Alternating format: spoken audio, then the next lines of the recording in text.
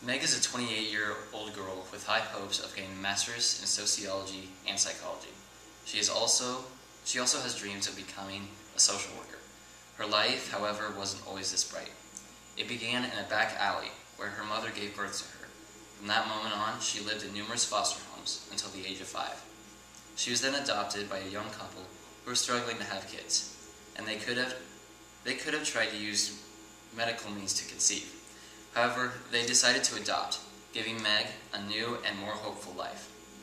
I personally agree with their decision that adoption should be considered before medical means of conceiving are used.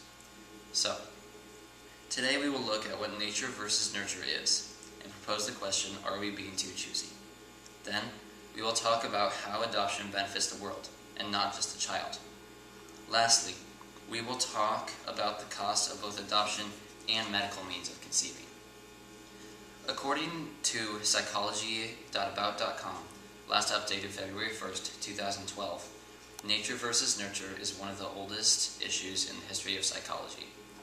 This debate centers around whether genetic factors or environmental influences have a bigger impact on human development. Some state that genetic factors decide entirely how people behave and how people grow up. Others, however, state that the mind is tabula rasa, or a blank slate, and everything we are is learned along the way. An article on livescience.com, last updated July 19, 2006, however, states that both our genetics and environmental influences have equal influence on who we are and who we become. It also says that in our genes we have epigenetic markers, and these could be described as knobs that control the volume of how much a certain gene is used or shown. These markers are set off by chemicals we are exposed to, the way we eat, and other lifestyle habits. This study shows how closely related genetics and our environment truly are. So, just because someone has different genes or a different background does not mean that they cannot be great. I say this because as people who live in a country where it can be so easy to become picky, we sometimes forget that just because it looks bruised, it doesn't mean it can't taste wonderful. And just because someone was orphaned doesn't mean that they aren't a great person. So, now I want to propose the question, are we being too choosy? Are we so obsessed with having the best, or what we think is the best, that we would go to extremes just to have a child with our own genetics, and leave the abandoned and orphaned to grow up by themselves, and possibly to grow up too fast? Sadly, the answer would be yes, because according to CNN.com, the number of adoptions has decreased, while the number of orphans have increased. Adopting is not only good for the child. When you adopt, it is also good for the entire world. Our world is quickly becoming overpopulated, with almost 6.5 billion people living on it today. And according to wiki.answers.com, last accessed February 1st, 2012, the approximated rate of births per deaths is 140.4 million to 56.7 million, and that's an increase of about 83.6 million people. So if that increase continued for another 12 years, and with our advances in medicine, and most likely will, we will reach over 75 billion people in the year 2024. And the question is, will our world be able to support them? Now, let's say that everyone who is going to be artificially inseminated decided to adopt. There would be 250,000 people fewer in the world. This would make a small but crucial impact. Also, this one child could give the world an amazing contribution.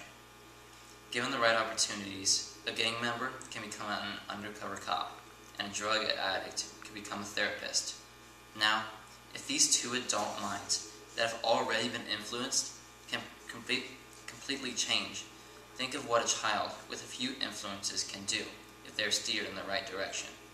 However, steering someone in the right direction can unfortunately be an expensive and tough process.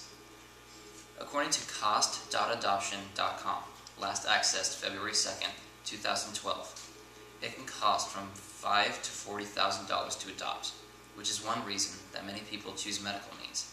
because artificial insemination can cost between $1,000 to $5,000. It is also easier to go through medical means of conceiving, because there is no background check and a limited health check. But there is an old saying that fits perfectly for adoption and medical means of conceiving, and that saying is, what is easy is not always best, and adoption can produce some very successful people.